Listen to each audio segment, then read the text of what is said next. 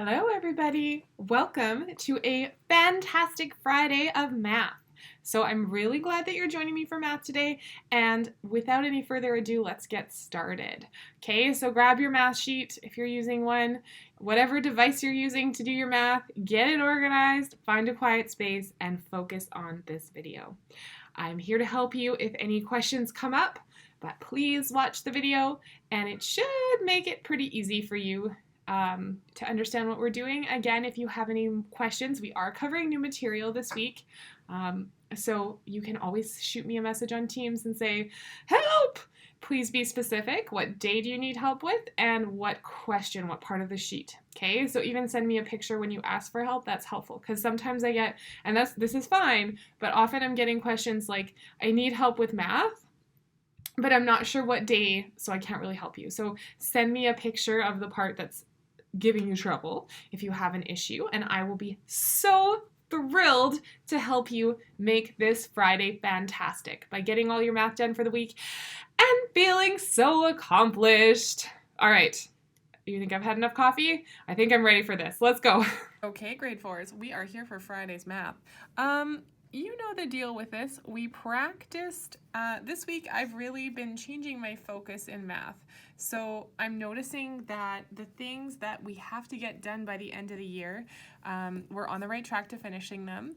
But something that's going to really help us get there is, and also set us up for really big success next year. So feeling better at math, not feeling so overwhelmed by math, is learning these facts. So there is nobody in this class, there's nobody that cannot learn this math. I know you can all learn it. The people that are feeling frustrated with the math, my advice is put in the work to learn these facts, okay? However it works for you. I know there's some issues with SumDog, so I have set up a daily 10. There is a video to help you get started with this. So I'm just going to leave that in our morning post every day. So if you could do some daily 10 every day for either multiplication or division every English day, that would make a huge difference. Track your progress. I'm also going to be adding it to our work. So today it says, let's practice our division facts. If you want to take some time, want to time yourself and see how quickly you can complete this section, then you can write your start time here. We are going to practice every Friday, division every Friday. So whenever you have a Friday, I'm gonna give you one of these, so you can track your progress by finishing, by recording your time. So on Monday we're gonna do multiplication facts. On Friday we'll do division facts. Okay, and then you'll be able to see through the weeks how you are getting better at this. And again, we don't have Monday and Friday every week, so it'll be different every week, but that's my plan. Okay, now you're gonna put your start time. So right now, as I'm feeling this, it is 12:18. So I would write 12:18 as my start time.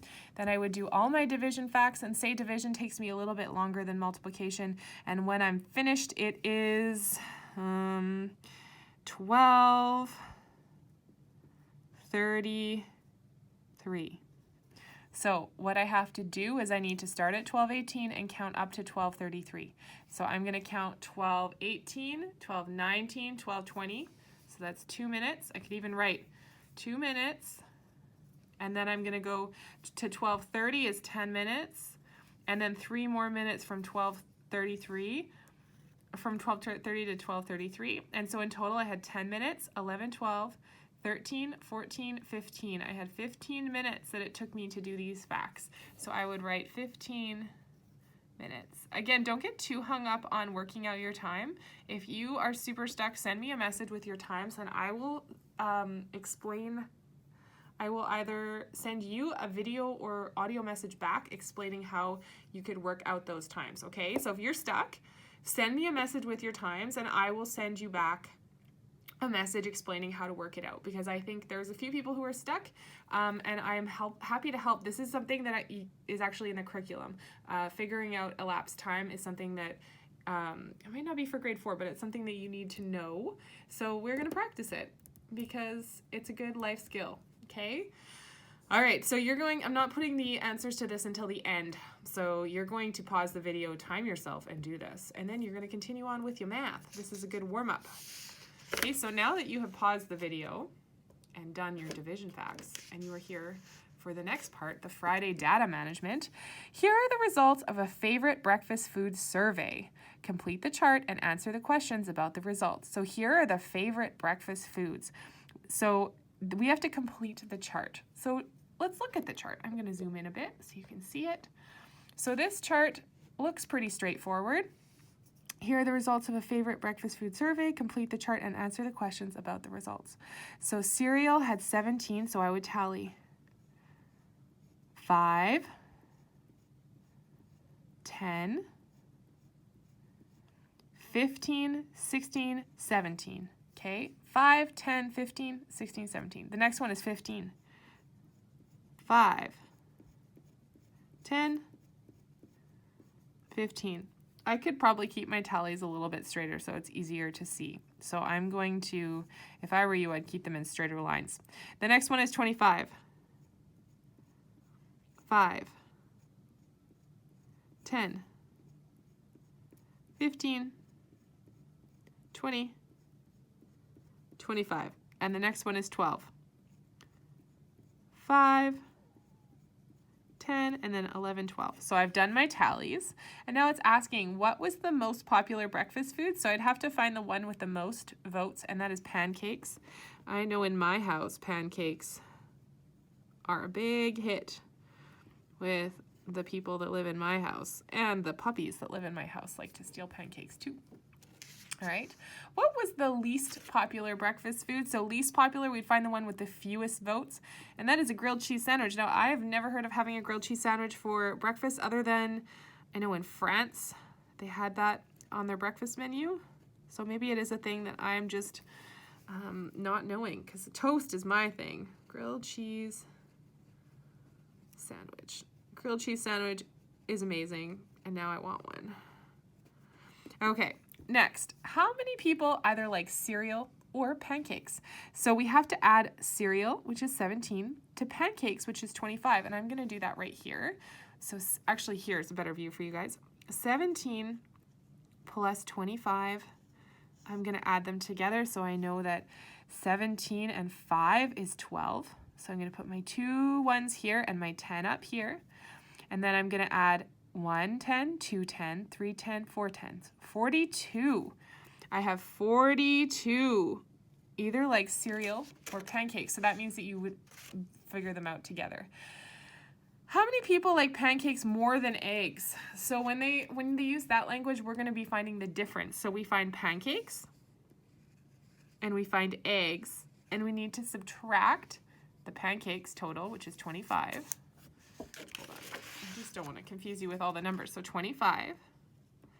And we're going to subtract 15 to find the difference. And that'll tell us how many more people like pancakes than eggs. And the way they worded that is a little bit confusing, but that's okay. So 5 subtract 5 is 0. And then my 10s, I have 20 subtract 10 is 10. So I have 10 people that picked pancakes over eggs. So 10 people liked 10 more people like pancakes than they did eggs. All right, now for this part, we are going to work on some fractions problems. Now you're gonna have to get your drawing brains out, guys, because I find for fractions, I figured this would be a fun thing to do on a Friday, but for fractions, it is helpful to draw. So it says, Sally bakes a pie and cuts it into 8 equal pieces. Her brother eats 2 pieces and she eats 1 piece. What fraction of the pie is left? So we are going to draw a pie, and again, this does not have to be fancy. I'm going to draw a pie. Here's Sally's pie. Oh, it's so beautiful. When I was doing this with the grade 5s, one of them actually had baked a pie, and they sent me a picture of it, and it was beautiful. And then I always think of it now when I'm doing fractions. So now I'm going to break it into 8 pieces. So that's 2 pieces. I cut it across again. That's 4 pieces. Now these aren't even, so I have to split each of those 4 into 2 pieces, and now I have 8. 1, 2, 3, 4, 5, 6, 7, 8. Now we've drawn out what we need. This is the pie. We have our pieces. We know that there's 8 pieces total, so that number goes on the bottom. I'm actually going to switch colors while I shade this in, and I'm going to do A color for Sally and a color for her brother. So her brother eats 2 pieces. So I'm going to color in 2 pieces. 1, 2. So those 2 pieces, they're gone. Okay, and then Sally eats 1 piece. Now, we have to read the question carefully. So this is what her brother ate. This is what Sally ate.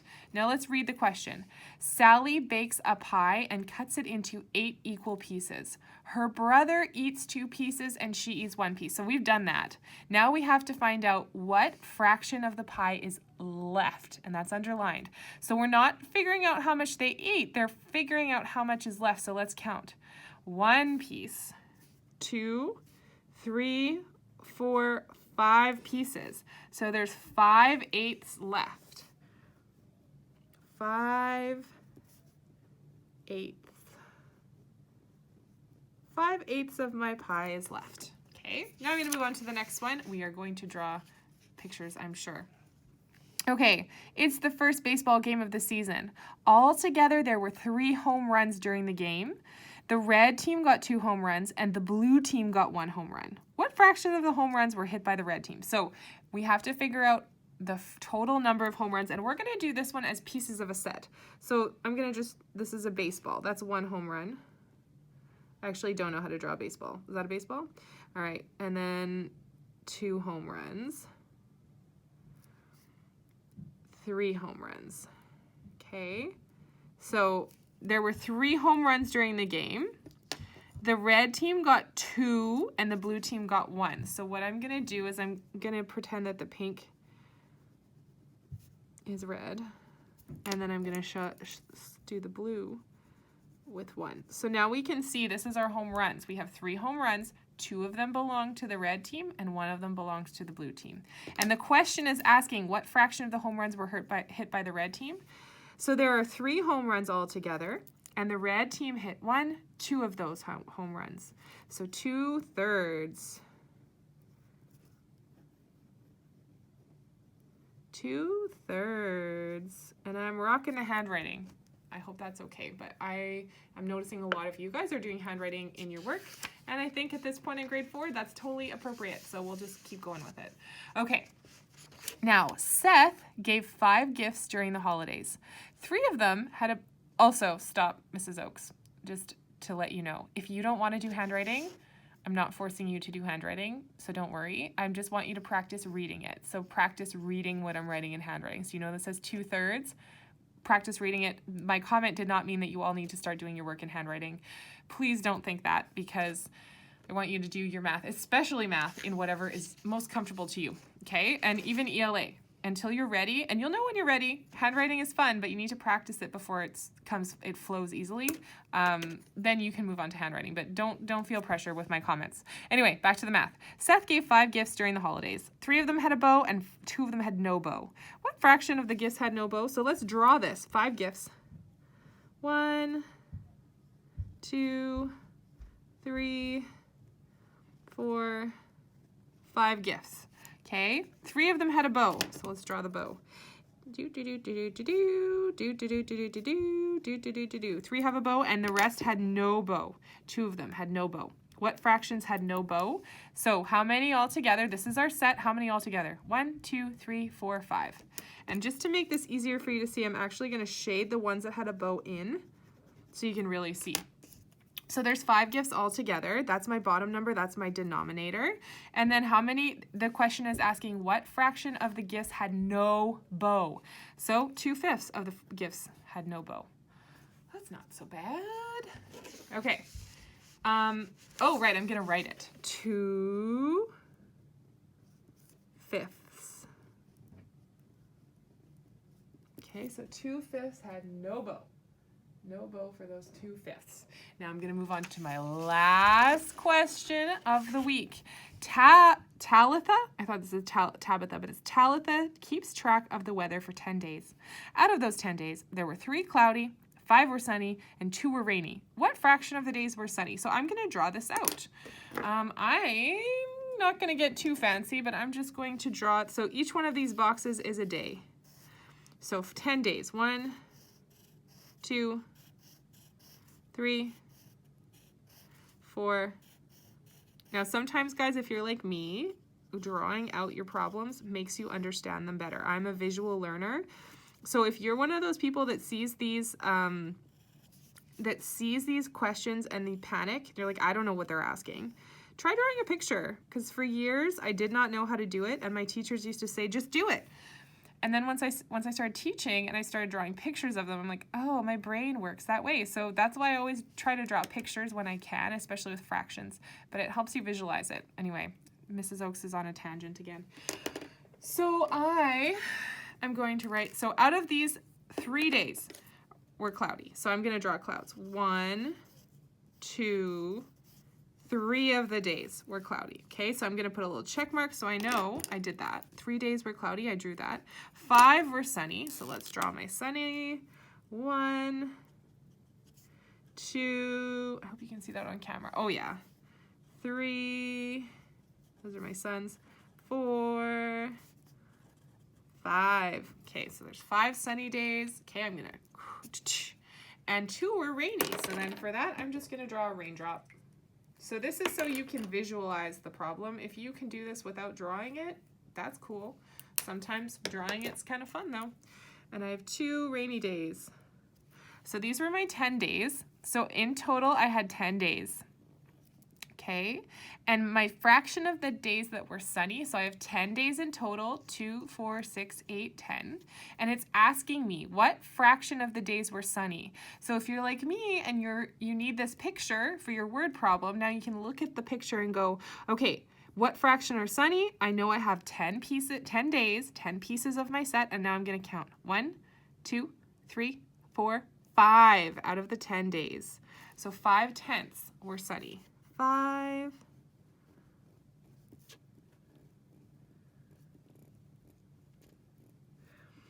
And just to stretch a little bit, if I imagine 5/10 are sunny and the rest were not, you have 1, 2, 3, 4, 5, and 1, 2, 3, 4, 5. So half of your days were sunny. But that's not what it's asking. That is just a little bit of an extra for you. Okay, so 5/10 were sunny.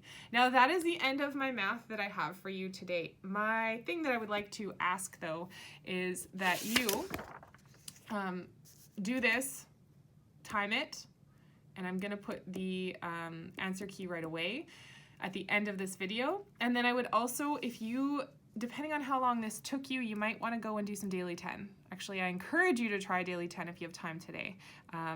Maybe do some multiplication just to balance it out because they are related, okay? All right, and as promised, I'm adding the answer key to the end of this video so you can see, you can check your work. So pause this. Once you've done this, remember writing down your start time, writing down your finish time, you can pause the video and then you can check your work. So if you pause the video, this will all be up on your screen and it'll be exactly what you need to check your work, okay? So as you're checking them, say them out loud. 7 times 4 is 28. 6 times 2 is 12, 3 times 3 is 9, 6 times 1 is 6, 4 times 3 is 12, 2 times 2 is 4, 5 times 9 is 45, 3 times 6 is 18, 4 times 6 is 24, 4 times 2 is 8, 7 times 2 is 14, 6 times 4 is 24, 6 times 3 is 18, 2 times 5 is 10, 7 times 6 is 42, 3 times 9 is 27, 5 times 5 is 25, 2 times 9 is 18, 4 times 4 is 16, 2 times 4 is 8, 4 times 9 is 36, 5 times 4 or 4 times 5 is 20, 7 times 1 is 7, 3 times 1 is 3, and 5 times 2 is 10. Now, write that, make sure you've checked your work, correct them. It's important that you see which ones you have correct or not. That's why I've added this to the end of the video. And if you're struggling figuring out your time, remember to find a clock somewhere, start at the time that you are at and count up the minutes till your finished time, and then you will have your difference, the total time. If you're really stuck, you can send me your start time and your finish time, and I will help you through it, but I want you to try it. Okay, I hope that this was helpful to you. See, that wasn't so bad. It's all done. You're done your math for the week. You can go into your long weekend feeling accomplished and fantastic and just proud of yourself for all the work you've done this week. and in general. You're working really hard and I appreciate you showing up. So remember, you can send me a picture of anything you're having trouble with and ask me for help. I'm here to help and I'd love to help you. If not, just send me a picture of your completed work and I will be happy to get that too. All right, have a beautiful long weekend. Thank you for all your hard work and I will see you next week on Wednesday for more math.